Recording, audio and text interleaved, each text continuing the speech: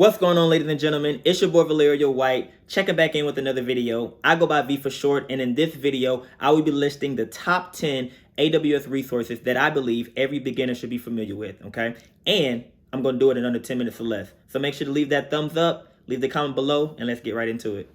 The first service is Amazon EC2. Amazon EC2 stands for Elastic Compute Cloud. It is a part of AWS's compute category, and AWS defines it as virtual servers in the cloud. Now, EC2 is very important to understand because it is the fundamental building blocks of cloud computing. The service mainly consists of four main functions. The first function is renting virtual machines, which are called EC2 instances. The second function is storing data on virtual drives, which are called Elastic Block Store, or EBS. The third function is distributing load across those virtual machines, or EC2 instances, which are called Elastic Load Balancing, or ELB for short.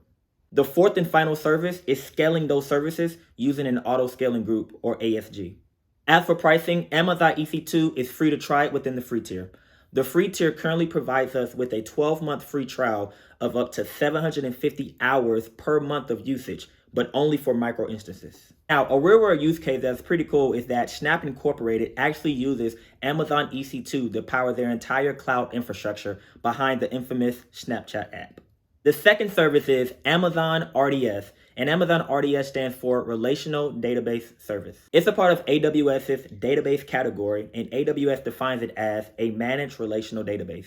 It uses SQL as the query language, and you'll be able to set up, operate, and scale a relational database all in the cloud. It's compatible with multiple database engines like MySQL, Microsoft SQL, and even Oracle. As a managed service, it comes with several features like automated provisioning, OS patching, continuous backups, and read replicas, just to name a few. As for pricing, Amazon RDS is free to try within the free tier. And much like Amazon EC2, Amazon RDS provides you a free trial within the free tier of 12 months, which will allow you up to 750 hours per month of database usage, but only for applicable database engines. A real-world use case is that the company Intuit Mint uses Amazon RDS for MySQL as a part of their data center management tool in order to store millions of customers' information. The third service is Amazon S3, and Amazon S3 stands for Simple Storage Service.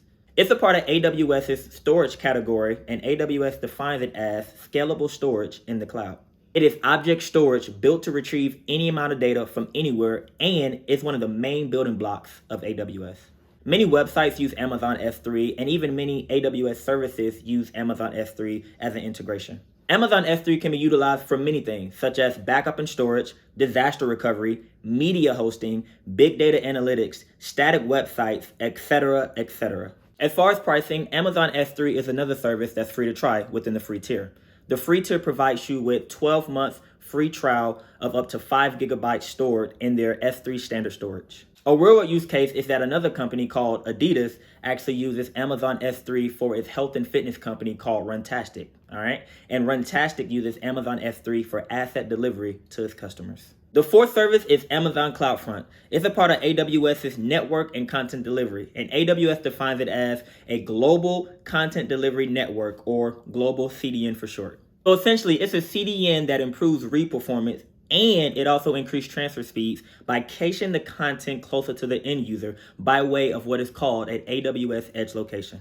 And AWS has over 200 edge locations scattered across the globe. As far as pricing, Amazon CloudFront is free to try within the free tier. Now, the free tier for Amazon CloudFront is always free. Unlike other services previously mentioned, there is no 12-month free trial, okay? Now, the free tier actually gives us 1 terabyte of data transferred out per month. So that is a lot of data that we're able to accomplish and transfer out via the free tier.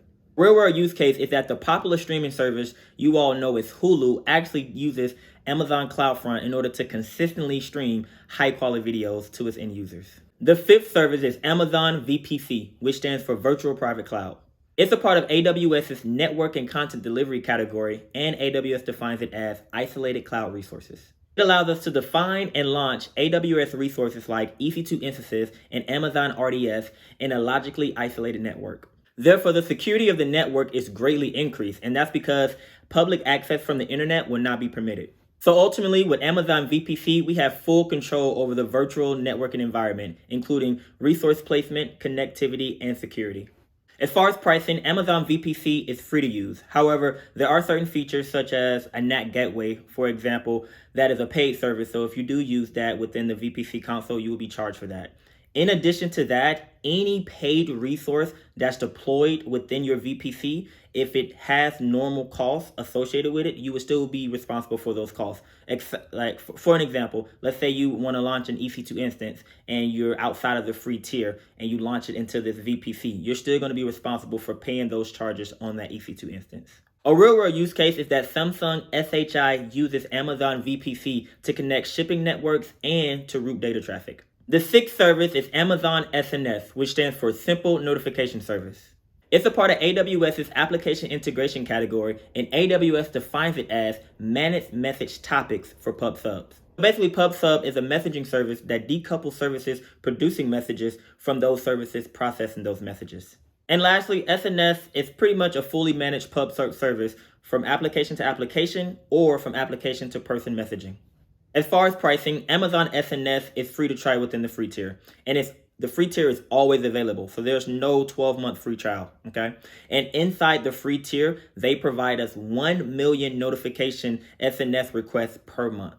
And a real-world use case is that NASA's video and image library actually uses Amazon SNS to process new content. The seventh service is Amazon Elastic Beanstalk. It's a part of AWS's compute category, and AWS defines it as being able to manage and run web applications.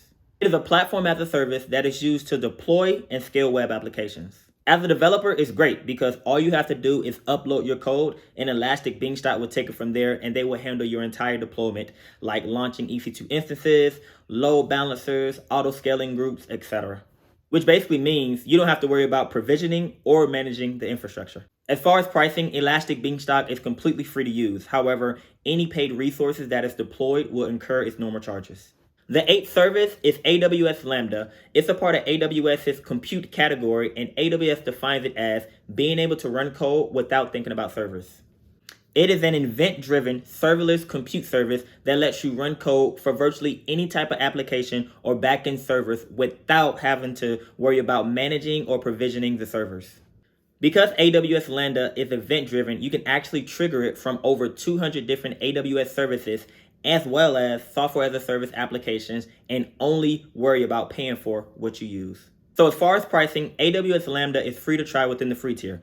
And the free tier is always available. So again, there's no 12-month free trial, okay? And within the free tier, AWS provides us with 1 million Lambda requests per month that we have to our disposal. A real-world use case is that a company named Nelson processes data at a massive scale by using AWS Lambda. The ninth service is Amazon DynamoDB. It is a part of the database category, and AWS defines it as a managed NoSQL database. It is a fast, flexible, NoSQL, non-relational database service for single-digit millisecond performance at any scale. It is also fully managed, serverless, and key value.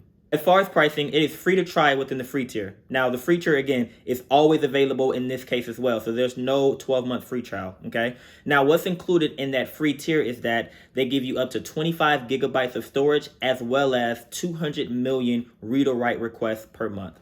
A real-world use case is that the company Dropbox uses DynamoDB as a part of their storage system. The 10th and final service is AWS IAM, which stands for Identity and Access Management. It's a part of AWS's Identity, Security, and Compliance category, and AWS defines it as being able to manage access to AWS resources. So with AWS IAM, you can securely manage access and identities to AWS services and resources.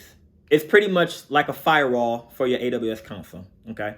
Now, as far as pricing is concerned, AWS IAM is completely free to use. A real-world use case is that the company Dow Jones actually uses AWS IAM to increase security and simplify permissions. That wraps it up, ladies and gentlemen. Those are my top 10 AWS services that I believe every beginner should be familiar with, okay? So make sure to go ahead, leave that like, leave that comment, and I appreciate everybody who stuck to the end, okay? So y'all take care. I'm going to say peace out. And God bless.